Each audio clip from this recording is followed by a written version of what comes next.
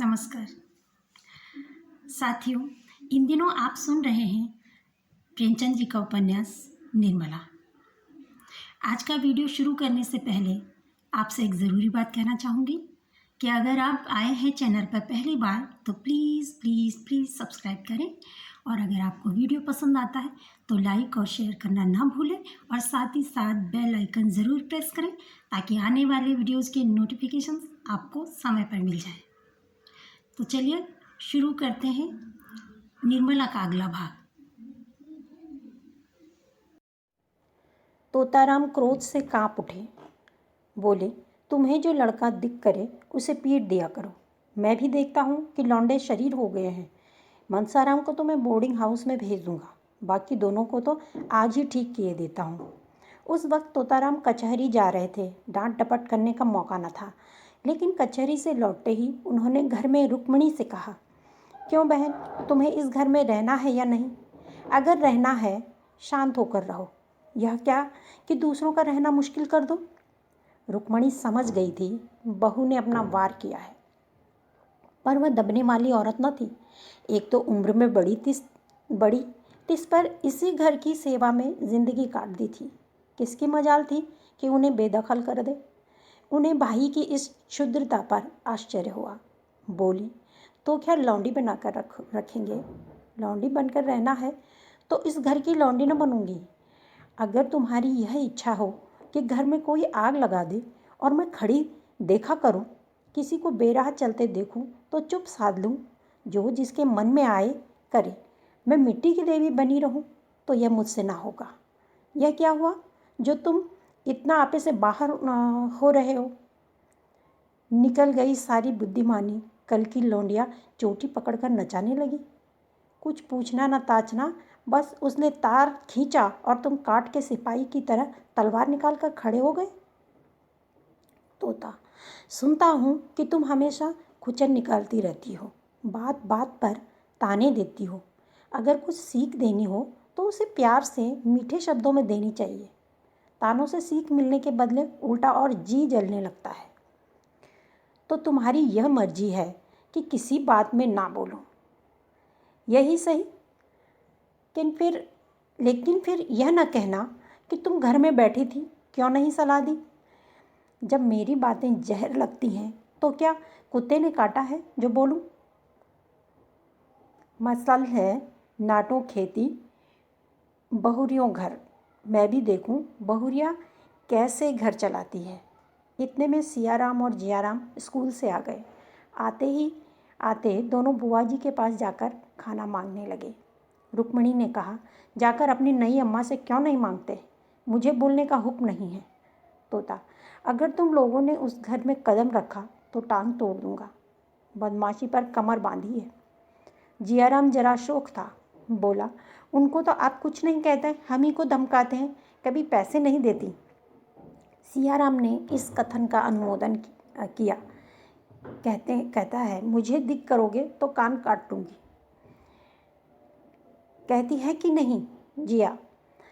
निर्मला अपने कमरे में बोली, मैंने कब कहा था तुम्हारे कान काट दूंगी? अभी से झूठ बोलने लगे। इतना सुनना था कि तोताराम ने सियाराम के दोनों कान पकड़कर उठा लिया। लड़का जोर से चीख मारकर रोने लगा। रुक्मणी ने दौड़कर बच्चे को मुंशी जी के हाथ से छुड़ा लिया और बोली, बस रहने दो। क्या बच्चे को मार डालोगे? हाय हाय, कान लाल हो गया। सच कहा है, नई बीवी पाकर आदमी अंधा हो जाता है। अभी से यह हाल है तो घर के भगवान ही मालिक है। निर्मला अपनी विजय पर मन ही मन प्रसन्न हो रही थी, लेकिन जब मुंशी जी ने बच्चे का कान पकड़कर उठा लिया तो उससे न रहा गया। छुड़ाने को दौड़ी, पर रुक्मणी पहले ही पहुंच चुकी थी। बोली, पहले आग लगा दी, अब बुझाने दौड़ी हो। जब अपने लड़के होंगे तब आंखें खुलेंगी, पराई पीर क्या जानो। निर्मला, खड़े तो हैं, पूछ लो ना, मैंने क्या आग लगा दी? मैंने इतना ही कहा था कि लड़के मुझसे पैसों के लिए बार बार दिक करते हैं। इसके सिवाय जो मेरे मुंह से कुछ निकला हो तो मेरी आंखें फूट जाए। तोता, मैं खुद इन लौंडों की शरारत देखा करता हूँ, अंधा थोड़े ही हूँ। तीनों जिद्दी और शरीर हो गए हैं। बड़े मियाँ को तो आज ही हॉस्टल भेजता हूँ। रुक्मणी, अब तक उन्हें इनकी कोई शरारत न सूझी थी, आज आंखें क्यों इतनी तेज हो गई? तोताराम, तुम्ही ने इन्हें इतना शौक कर रखा है। रुक्मिणी, तो मैं ही विष की गांठ हूँ, मेरे ही कारण तुम्हारा घर चौपट हो रहा है। लो मैं जाती हूँ, तुम्हारे लड़के हैं, मारो चाहे काटो, ना बोलूँगी। यह कहकर वह वहाँ से चली गई। निर्मला बच्चे को रोते देखकर विवल हो उठी। उसने उसे छाती से लगा लिया और गोद में लिए हुए अपने कमरे में लाकर उसे चुमकाने लगी। लेकिन बालक और भी सिसक सिसक कर रोने लगा।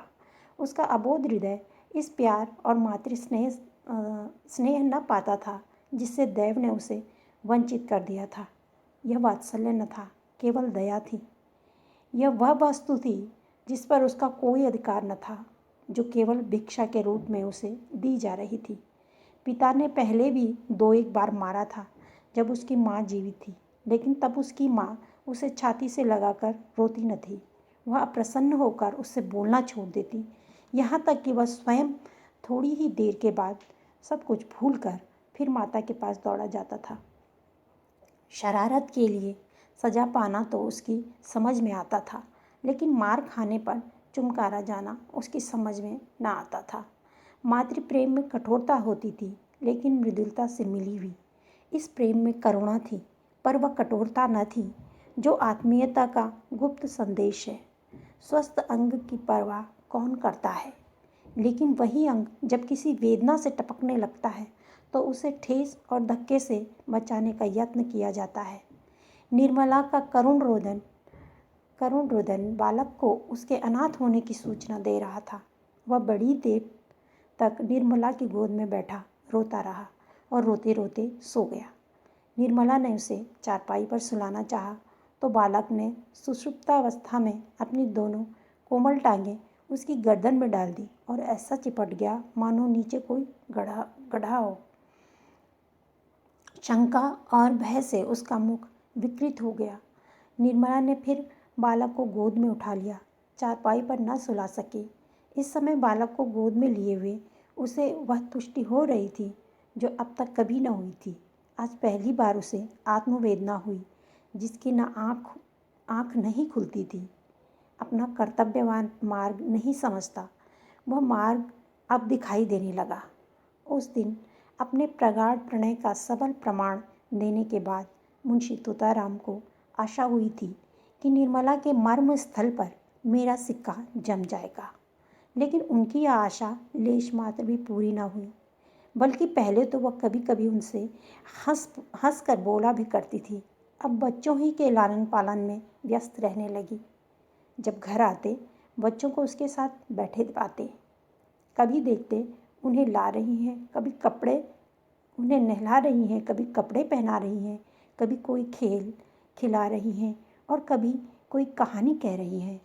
निर्मला का तृषित हृदय प्रणय की ओर से निराश होकर इस अवलंब ही को गनीमत समझने लगा। बच्चों के साथ हंसने बोलने में उसकी मातृकल्पना तृप्त होती थी। पति के साथ हंसने बोलने में उसे जो संकोच और जो अरुचि तथा जो अनिच्छा होती थी, यहाँ तक कि वह उठकर भाग जाना चाहती थी, उसके बदले बालकों के सच्चे सरल स्नेह से चित्त प्रसन्न हो जाता था। पहले मनसाराम उसके पास आते हुए झिझकता था, लेकिन मानसिक विकास में 5 साल छोटा।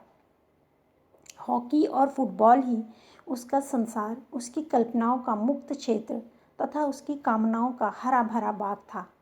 इकहरे बदन का छरहरा, सुंदर, हंसमुख, लज्जाशील बालक था, जिसका घर से केवल भोजन का नाता था। बाकी सारे दिन न जाने कहाँ घूमा करता। निर्मला उसके मुख से खेल की बातें सुनकर थोड़ी देर के लिए अपनी चिंताओं को भूल जाती और चाहती थी एक बार फिर वही दिन आ जाते जब वह गुड़िया खेलती और उसके ब्याह रचाया करती थी, और जिसे अभी बहुत ही थोड़े दिन गुजरे थे। मुंशी तोताराम अन्य एकांत सेवी मनुष्यों की भांति विषयी जीव थे। कुछ दिनों तो वह निर्मला को सैर तमाशे दिखाते रहे, लेकिन जब देखा कि इसका फल कुछ भी नहीं होता तो फिर एकांत सेवन करने लगे। दिन भर के कठिन मानसिक परिश्रम के बाद उनका चित्त आमोद प्रमोद के लिए लालायित हो जाता, लेकिन जब अपनी विनोद वाटिका में प्रवेश करते और उसके फूलों को मुरझाया पौधों को सूखा और क्यारियों से धूल उड़ती हुई देखते तो उनका जी चाहता क्यों ना इस वाटिका को उजाड़ दूं। निर्मला उनसे क्यों विरक्त रहती थी, इसका रहस्य उनकी समझ में न आता था। दंपति शास्त्र के सारे मंत्रों की परीक्षा कर चुके, पर मनोरथ पूरा ना हुआ।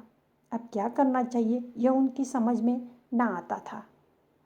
एक दिन वह इसी चिंता में बैठे हुए थे कि उनके सहपाठी मित्र नयन सुखराम आकर बैठ गए और सलाम वलाम के बाद मुस्कुराकर बोले, आजकल तो खूब गहरी छंती होगी